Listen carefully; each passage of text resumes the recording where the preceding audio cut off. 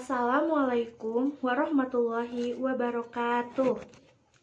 Kami dari kelompok 5 yang beranggotakan Kanisa Raihan Maharani dengan NPM 205060046, Cindy Komalasari dengan NPM 205060068, Cindy Regina Frisilia dengan NPM 205060070, Cintawati dengan NPM 205060076, Sabila Tiara Pikri dengan NPM 205060077, Julia Aprianti dengan NPM 205060080. Kami akan mempresentasikan tentang pengolahan data. Apa sih pengolahan data itu? Sistem pengolahan data merupakan kumpulan dari sub-sub yang saling berhubungan satu sama lain secara harmonis dengan tujuan untuk mengolah data yang berkaitan dengan masalah menjadi sistem informasi yang diperlukan. Selanjutnya ada statistika. Statistika adalah sebuah ilmu yang mempelajari bagaimana cara merencanakan, mengumpulkan, menganalisis, lalu menginterpretasikan, dan akhirnya mempresentasikan data. Singkatnya, statistika adalah ilmu yang bersangkutan dengan suatu data. Istilah statistika berbeda dengan statistik. Statistika pada umumnya bekerja dengan memakai data numerik yang dimana adalah hasil cacahan maupun hasil pengukuran yang dilakukan menggunakan data kategorik yang diklasifikasikan menurut sebuah kriteria tertentu. Jenis data dalam statistika. Data dalam statistik ada beberapa jenis tergantung dari cara mendapatkannya. Data dapat berasal dari mana saja sehingga perlu dikelompokkan.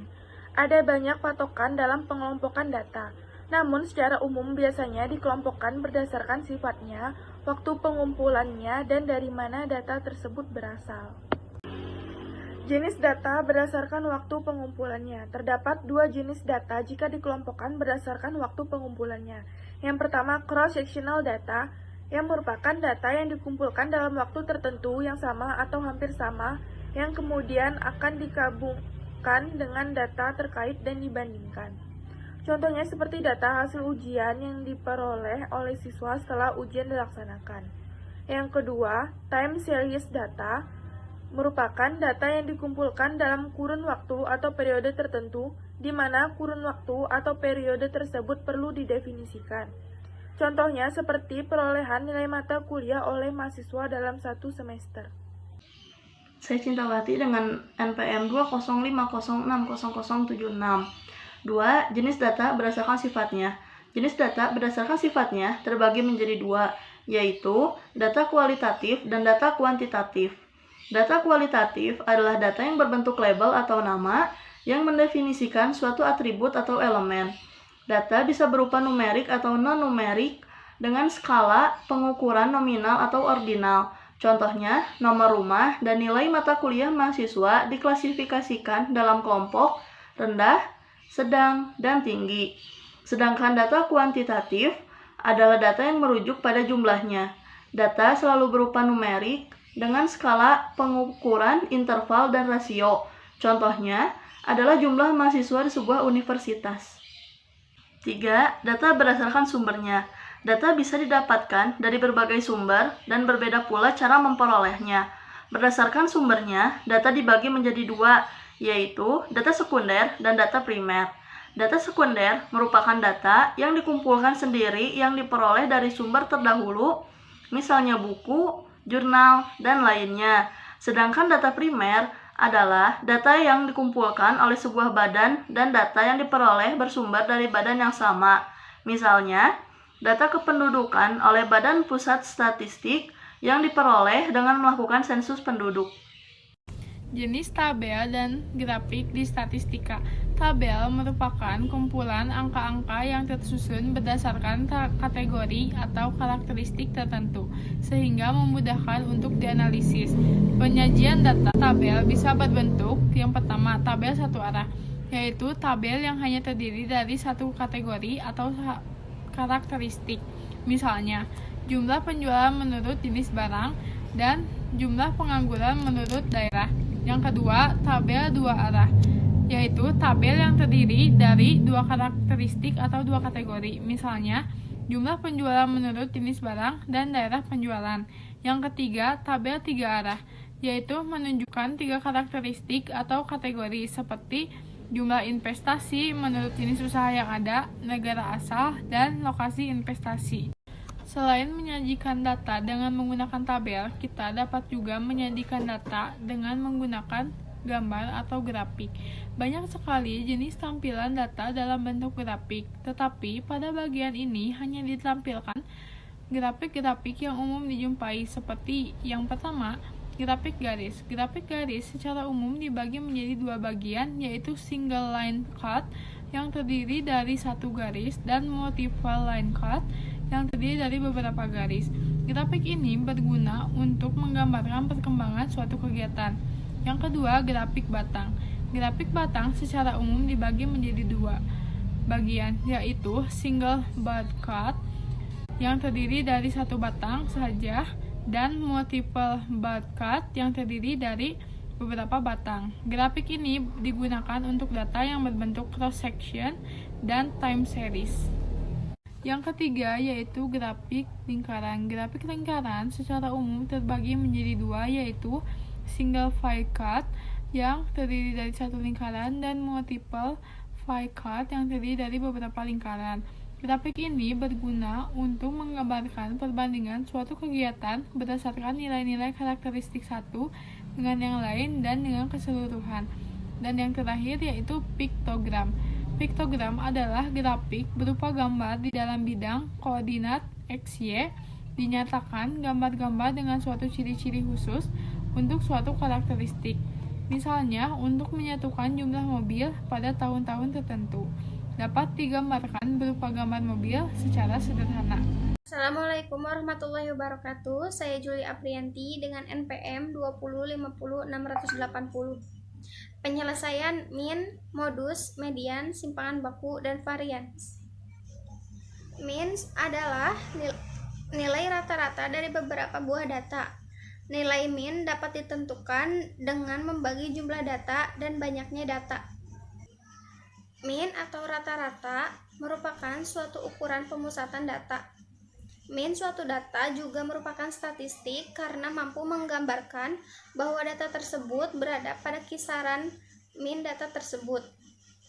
Berdasarkan definisi dari min adalah jumlah seluruh data dibagi dengan banyaknya data.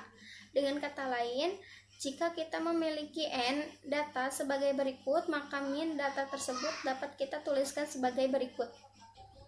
X bar sama dengan X1 ditambah X2 ditambah X3 ditambah Xn dibagi N. Median. Median menentukan titik tengah data setelah data disusun menurut urutan nilainya. Bisa juga nilai tengah dari data-data yang terurut. Simbol untuk median yaitu ME. Dalam mencari median dibedakan untuk banyak data ganjil dan juga banyak data genap. Untuk banyak data ganjil, setelah data disusun menurut nilainya, maka median atau ME adalah data yang terletak tepat di tengahnya.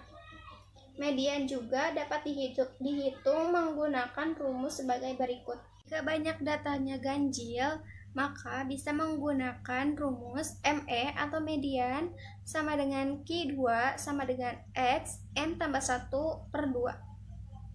Dan jika banyak data genap, maka bisa menggunakan rumus ME atau median sama dengan Q2 sama dengan XN per 2 ditambah XN per 2 tambah 1 per 2. Yang ketiga yaitu modus. Modus adalah nilai yang sering muncul. Nah, jika kita tertarik pada data frekuensi, jumlah dari suatu nilai dari kumpulan data, maka kita menggunakan modus. Cara menghitung modus, yang pertama ada data yang belum dikelompokkan. Modus dari data yang belum dikelompokkan adalah ukuran yang memiliki frekuensi tertinggi. Modus dilambangkan MO. Yang kedua, data yang telah dikelompokkan. Rumus modus dari data yang telah dikelompokkan dihitung dengan rumus yang bisa kalian lihat di PowerPoint. Dengan keterangan MO yaitu modus, L yaitu tepi bawah kelas yang memiliki frekuensi tertinggi, I adalah interval kelas, B1 yaitu frekuensi kelas modus dikurangi frekuensi kelas interval terdekat sebelumnya, B2 yaitu frekuensi kelas modus dikurangi frekuensi kelas interval terdekat sesudahnya. Yang keempat yaitu standar deviasi. Standar deviasi dan varians adalah salah satu teknik statistik yang digunakan untuk menjelaskan homogenitas kelompok. Varians merupakan jumlah kuadrat semua deviasi nilai-nilai individual terhadap rata-rata kelompok. Sedangkan akar dari varians disebut dengan standar deviasi atau simpangan baku. Standar deviasi dan varians simpangan baku merupakan varians sebaran data. Semakin kecil nilai sebarannya, berarti varians nilai data makin sama. Rumus standar deviasi atau simpangan baku bisa kalian lihat pada gambar yang telah ada di PowerPoint. Dengan keterangan S yaitu standar deviasi atau simpangan baku, XI yaitu nilai X ke I, X adalah rata-rata, dan N yaitu ukuran sampel. Baiklah, sekian presentasi dari kelompok kami. Mohon maaf apabila ada kekurangan dan salah-salah kata. Apabila ada yang ingin ditanyakan, silakan bertanya secara langsung atau di forum diskusi. Terima kasih. Wabillahi taufiq wal hidayah. Wassalamualaikum warahmatullahi wabarakatuh.